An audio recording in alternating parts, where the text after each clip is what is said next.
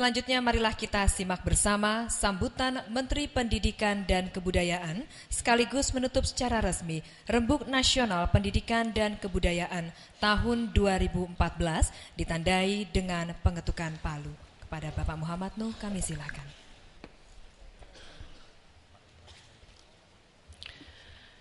Terima kasih.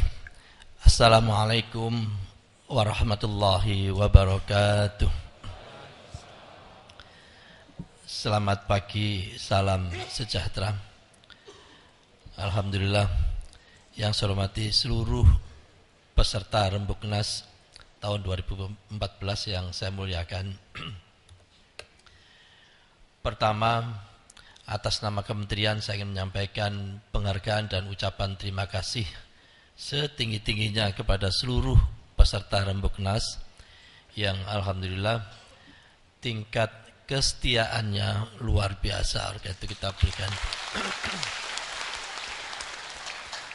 Jadi beberapa pengalaman kalau kami memantau pertemuan-pertemuan yang sifatnya nasional yang dihadiri dari berbagai daerah di tempat lain, bukan di tempat Kemdikbud, itu kalau bisa bertahan sampai penutupan 50% saja itu sudah luar biasa. Lah kita ini bukan lagi 50%, tapi saya hitung, cara ngitungnya sederhana, yaitu kursi yang kosong itu berapa dibandingkan kursi yang terisi, tidak sampai 10% yang kosong, artinya kita masih 90%. Wajar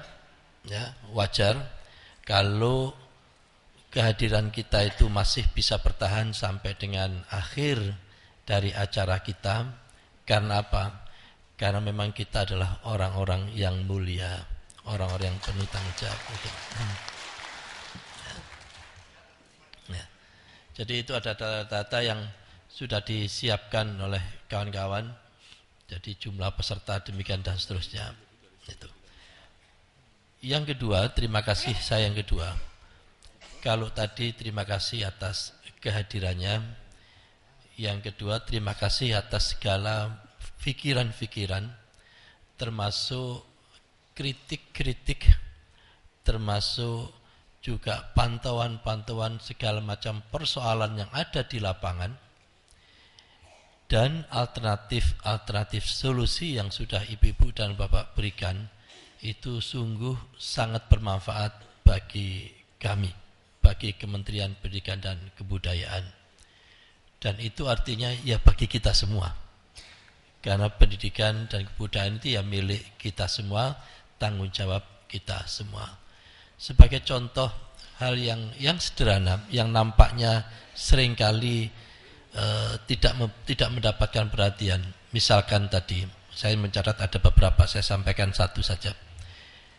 Yaitu melibatkan budayawan seniman untuk menjadi guru-guru kesenian ya, di beberapa sekolah atau di sekolah-sekolah yang tidak punya guru kesenian.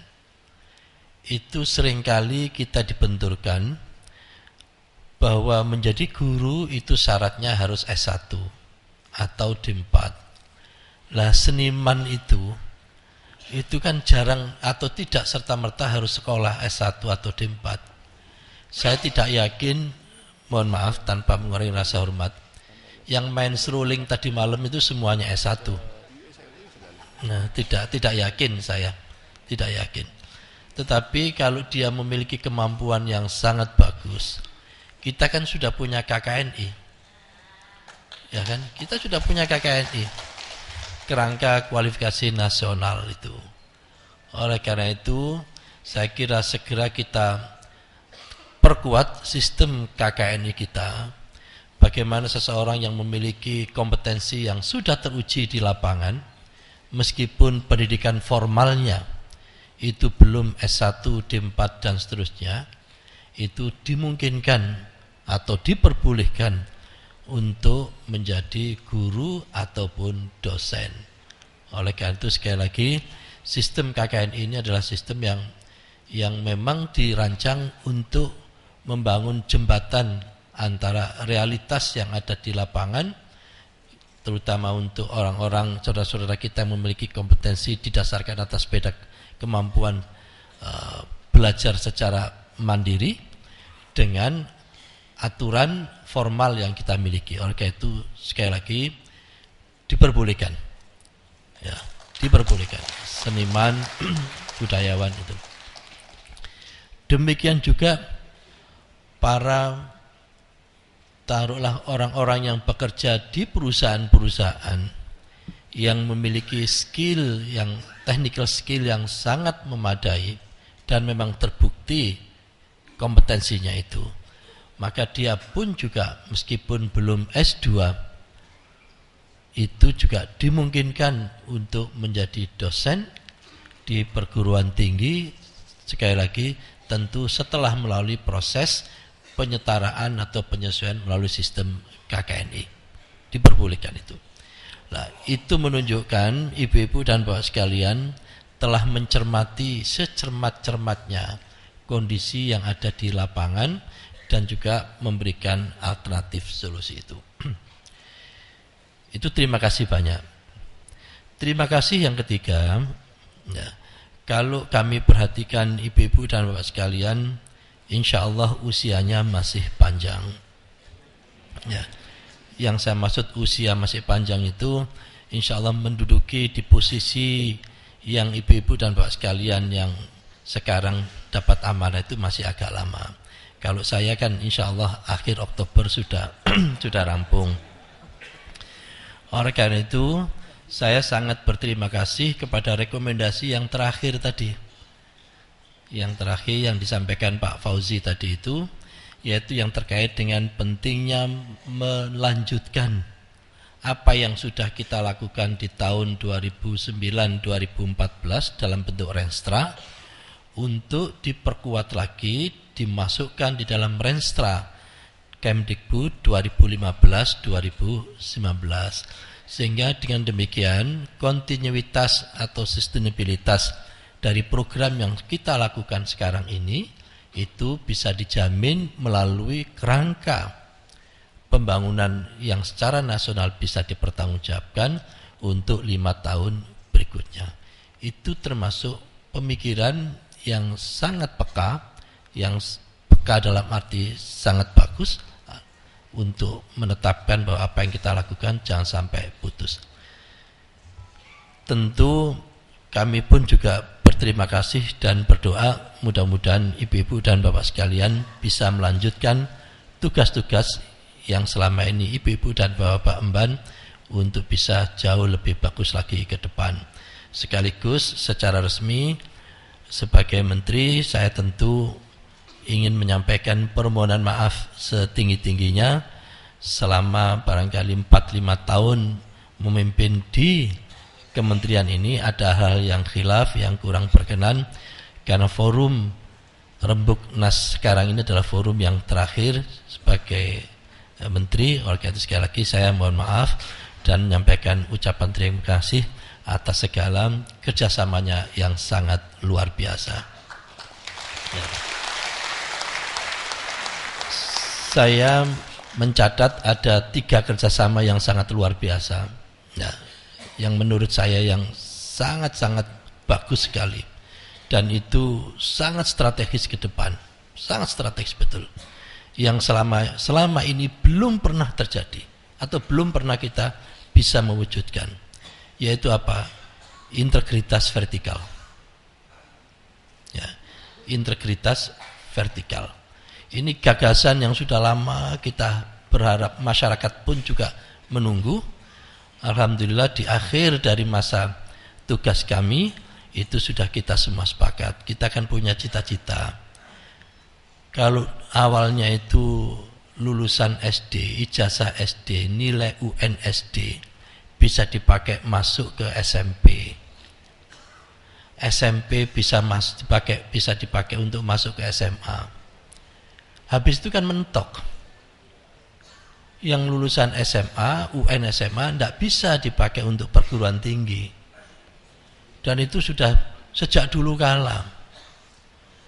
Oleh karena itu saya sering menghibur diri kalau ditanya orang, Pak, kenapa kalau SD bisa dipakai ke SMP, SMP bisa dipakai SMA, tapi SMA harus dites dulu supaya bisa dipakai ke perguruan tinggi. Jawaban saya, itulah bedanya antara siswa dan mahasiswa. Ya kan? Jadi kalau SD itu masih siswa, SMP itu masih siswa, SMA itu masih siswa, lah begitu di perguruan tinggi kan mahasiswa. Camat kuasa, gubernur kuasa, presiden kuasa, kalau sudah kena maha kuasa kan selesai semua. Ya. Sehingga wajar kawan-kawan perguruan tinggi itu memiliki otoritas yang sangat luar biasa. Itu 2-3 tahun yang lalu bagaimana saya menjawab pertanyaan-pertanyaan tentang mengapa kok tidak bisa. Tapi berkat kerjasama kita, saling memberikan kepercayaan di antara kita, sekali lagi kami sampaikan penghargaan dan terima kasih kawan-kawan perguruan tinggi negeri itu sudah berkenan menjadikan hasil yang di jenjang di bawahnya untuk masuk ke jenjang yang lebih tinggi. Kita berikan aplaus ini. Ya.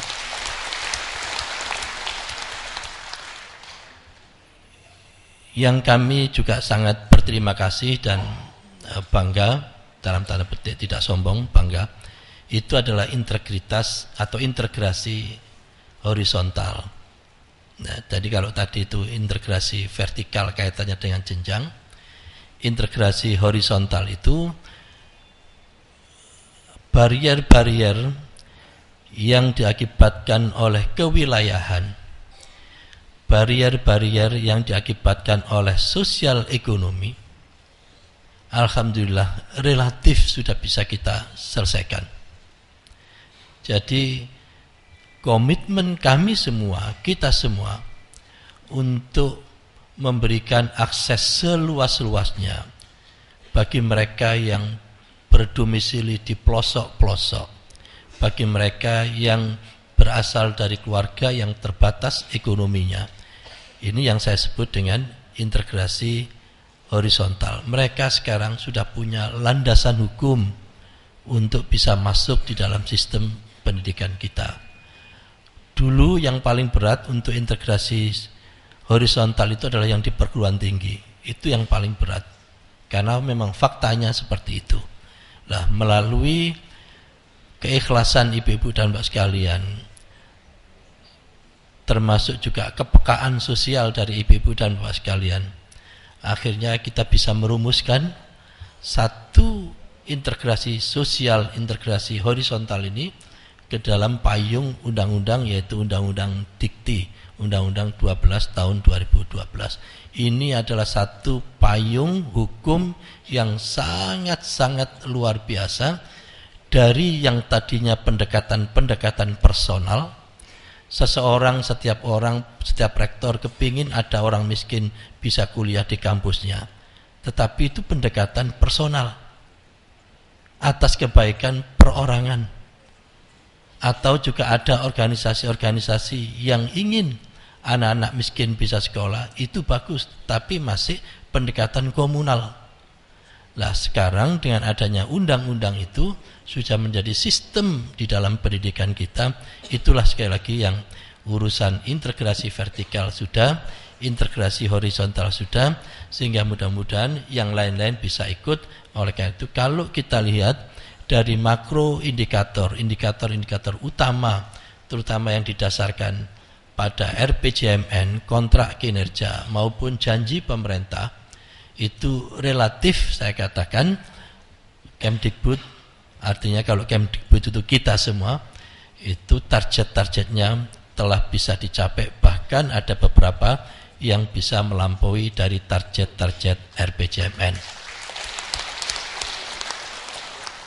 Namun kemarin juga saya singgung sudah, kalau dilihat karena secara nasional itu agregasi dari kabupaten kota sampai provinsi naik ke nasional, dan kalau kita cermati dari pendekatan statistik, rata-rata nasional itu selalu ada standar deviasi. Itu selalu ada standar deviasi. Nah, standar deviasi inilah yang menjadikan disparitas itu.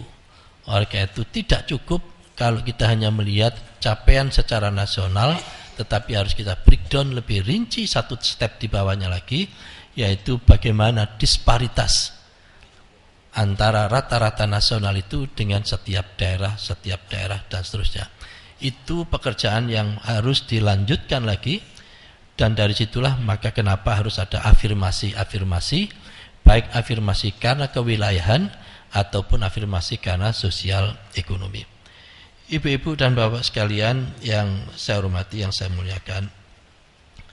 Yang ketiga, kami tadi pagi juga menyampaikan ucapan terima kasih ke Pak Wapres atas dedikasi lah kalau Pak Wapres, atas arahan, atas komitmen yang sangat luar biasa Pak Wapres untuk dunia pendidikan. Itu luar biasa beliau. Bahkan kalau di sidang-sidang kabinet ada persoalan-persoalan yang menyangkut pendidikan dan perlu pemikiran lebih jauh lagi, itu selalu Pak Presiden memberikan arahan, tolong Pak Bud, ini ditangani secara khusus. Pak Bud kan orang kampus, ini kan bab pendidikan, oleh karena itu tangani khusus.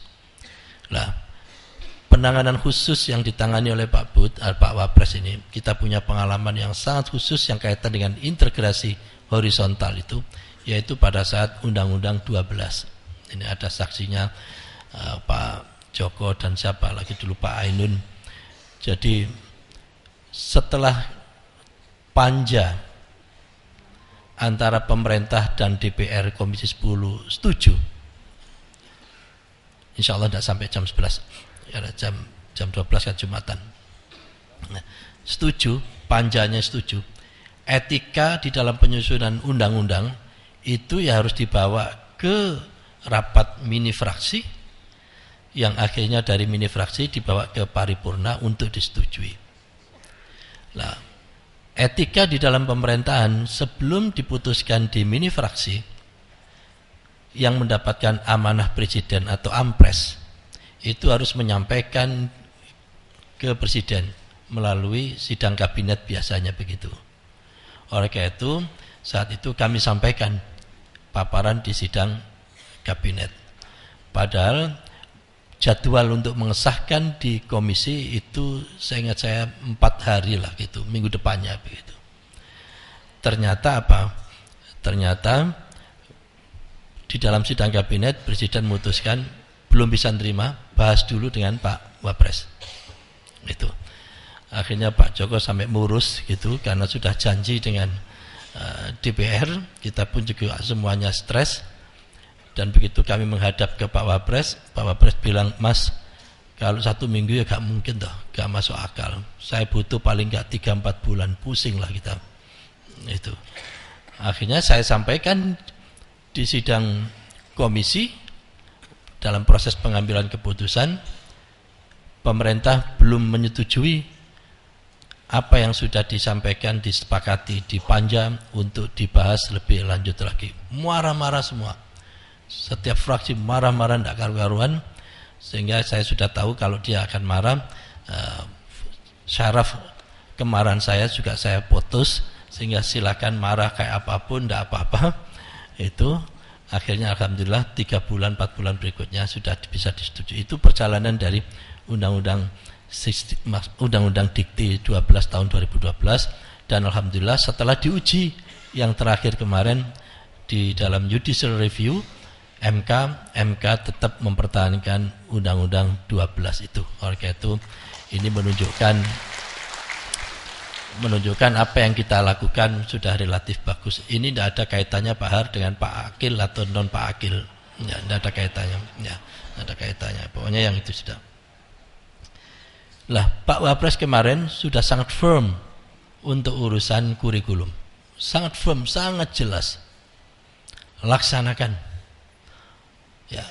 Oleh karena itu, sekali lagi dalam penutupan ini kami mohon betul kepada seluruh lapisan di antara kita, mulai di dinas kabupaten kota, provinsi, LPTK, P4TK, LPMP, dan kita semua, intinya itu mohon bisa bersama-sama untuk ikut mensukseskan pelaksanaan atau implementasi kurikulum 2013. Sudah tidak ada kata atau punya pikiran gimana ya kalau diundur dulu, tidak ada itu. Itu tidak ada, sudah. Kita tutup itu, kita kunci. Ya, kita kunci. Tidak ada alternatif nunggu dulu, tidak ada. Adanya itu gimana supaya ini jalan, ada persoalan ini, iya selesaikan. Persoalan ini, iya selesaikan. Persoalan ini, iya selesaikan. Sehingga tadi di salah satu pokok di dalam komisi, tadi di laporan komisi, saya sangat memberikan penghargaan, mulai dari ketersediaan anggaran, ketersediaan pelatih, demikian dan seterusnya, keterlibatan LPTK. Sekali lagi kami memberikan apresiasi penghargaan yang luar biasa, dan ini adalah tugas suci kita semua untuk ke depan, menyiapkan generasi yang jauh lebih bagus dibanding dengan kita semua. Sekali lagi kan tidak ada persoalan, siapa yang imannya masih belum 100% terhadap kurikulum 13, atau masih ada yang kalau bahasa agamanya masih belum percaya, masih kafir terhadap kurikulum 13 itu. Jadi saya yakin bisalah kita bertanggungjawabkan, kita punya landasan berpikir untuk itu. Yang berikutnya lagi, saya mohon betul kepada ibu-ibu dan bapak sekalian untuk memberikan perhatian secara khusus, ya, perhatian secara khusus hal-hal yang menjadi atau publik memberikan perhatian juga. Beberapa program atau beberapa kegiatan kita yang publik itu perhatiannya luar biasa sekarang ini, bahkan beberapa tahun yang lalu. Yaitu yang pertama, ujian nasional. Ujian nasional ini perhatian publik terhadap UN ini luar biasa, tidak ada selesai-selesainya. Oleh karena itu pemberitaan pun juga masih jalan, dan itu positif, artinya menunjukkan adanya dialog, ya, antara yang memberikan pandangan A sama memberikan pandangan B. Dari situlah kita ingin berikan perhatian secara khusus ujian nasional, termasuk kaitannya dengan integrasi vertikal tadi itu. Yang kedua, ya, yang menjadi perhatian publik atau publik memberikan perhatian secara khusus, dan kita pun juga harus memberikan perhatian khusus, yaitu penerimaan siswa atau mahasiswa baru. Ini selalu, dan itu kira-kira nanti kan sekitar bulan Mei, bulan Juni, sekitar itu. Saat-saat itu adalah saat-saat, meskipun sudah selesai pileg, tapi saat-saat itu adalah saat-saat pilpres sudah mulai. Jangan sampai kita dipakai atau dibawa kemana-mana urusan atau ke politik praktis. Saya kira kita punya prinsip lah untuk itu. Tapi sekali lagi kita berikan apa yang menjadi perhatian khusus, kita berikan perhatian khusus. Yang ketiga, yaitu urusan guru.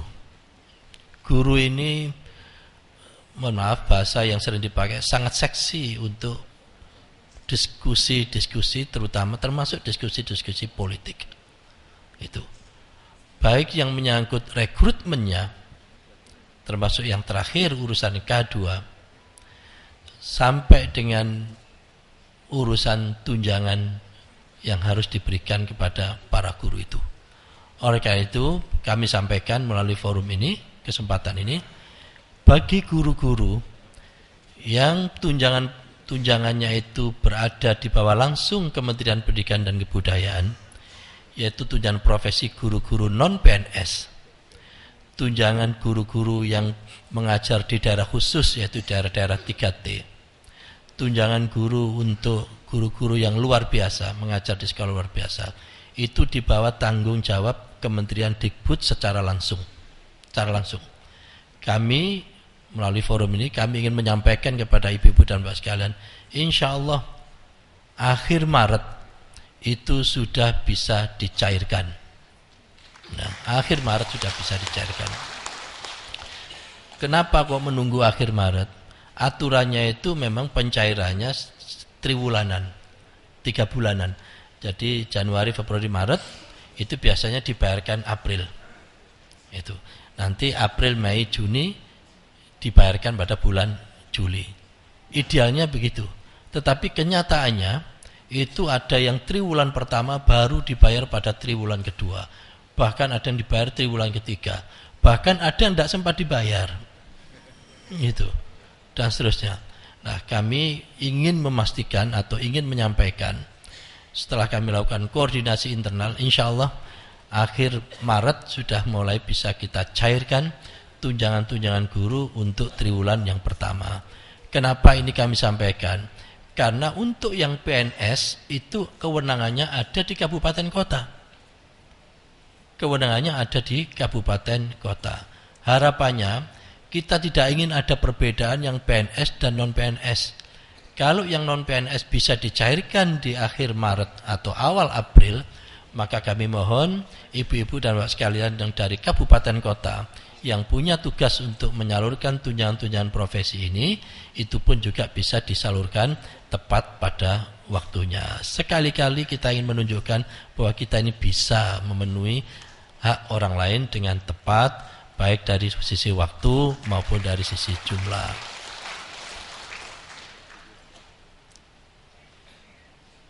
Berikutnya lagi, ya, yang menjadi isu juga sangat sensitif, yaitu urusan jangan sampai ada anak yang tidak mampu, tidak bisa sekolah, atau dikeluarkan atau diancam untuk di drop out, entah itu di sekolah atau di perguruan tinggi. Tolong dikelola dengan baik, meskipun hanya 1-2 sekolah, 1-2 universitas, yang lain tidak ada apa-apa, itu bisa membawa opini seakan-akan di sekolah-sekolah kita, kampus-kampus kita seperti itu. Oleh karena itu tolong bisa dikelola dengan baik. Kalau ada yang meminta keringanan dan seterusnya, tolong dicek di lapangannya apakah dia punya hak untuk mendapatkan keringanan atau tidak, segera diambil keputusan. Ibu-ibu dan bapak sekalian, saya ada kelupaan tadi yang kaitan dengan kurikulum itu, yaitu kaitan dengan guru. Sekali lagi, di hari Rabu sudah saya sampaikan. Jadi ini momentum yang sangat bagus, kurikulum 13 ini, untuk menata mulai dari pendidikan guru dan sistem pelatihan guru, termasuk juga karir dan kesejahteraan guru. Saya hanya ingin memberikan ulasan sedikit, yaitu pelatihan guru dan karir kesejahteraan guru. Jadi kurikulum 13 ini kita jadikan sebagai kendaraan. Ini kendaraan ini sebenarnya di satu sisi, untuk kita diharuskan mau tidak mau melakukan pelatihan para guru. Artinya apa? Berarti di situ kita melakukan kapasitas atau peningkatan kapasitas serta profesionalitas guru. Tetapi Pak Syawal, itu saja belum cukup. Belum cukup.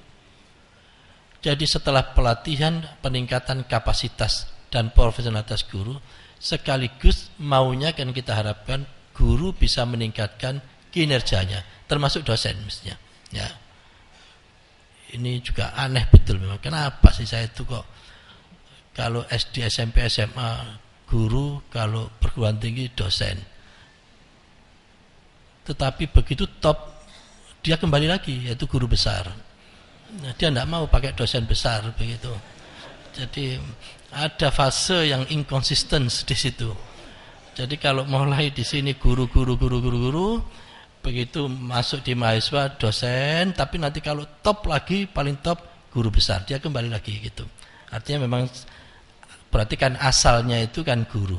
Oleh karena itu kan semuanya kembali pada asal, innalillah wa inna ilaihi rajiun. Jadi kembali pada asal gitu. Ya. Jadi itu. Oleh karena itu nanti pelatihan guru kita pakai sebagai media untuk meningkatkan kapasitas guru, profesionalitas guru. Profesionalitas guru itu kita harapkan bisa menaikkan kinerja guru. Oleh karena itu yang harus disiapkan segera, dan konsep dasar sudah ada, yaitu pengukuran kinerja guru.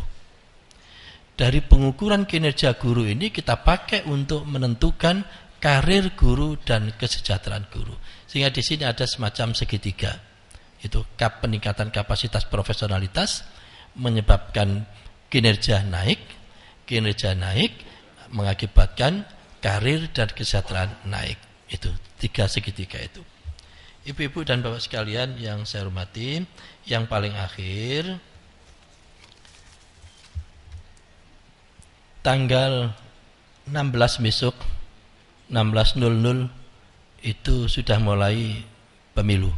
Bukan pemilu, kampanye terbuka. Ya, kampanye terbuka. Saya hanya ingin berpesan kepada ibu-ibu dan bapak sekalian, mohon tetap dipegang teguh tentang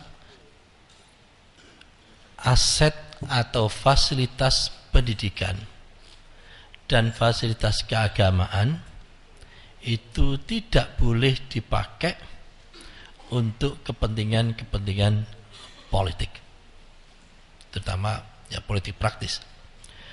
Oleh itu saya ingin berpesan, tolong dijaga betul, ya dijaga betul. Yang pertama adalah netralitas kita. Jangan ikut-ikut, taruhlah nanti orang akan nyemprit, sampai ikut partai A, ikut partai B dan seterusnya. Kalau saya nyebut partai nomor 1, nomor 2 itu punya konotasi sudah, karena partai sudah ada nomornya, ya kan. Tapi kalau nyebut partai A, partai B kan tidak apa-apa. Itu jaga netralitas kita semua sebagai pegawai negeri.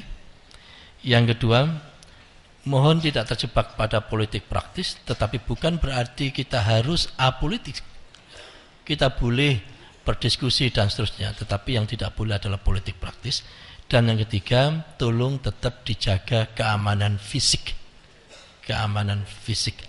Dan sekaligus juga saya mohon maaf sebesar-besarnya atas segala kekhilafan, kesalahan dan kekurangan selama saya mendapatkan amanah di kementerian ini.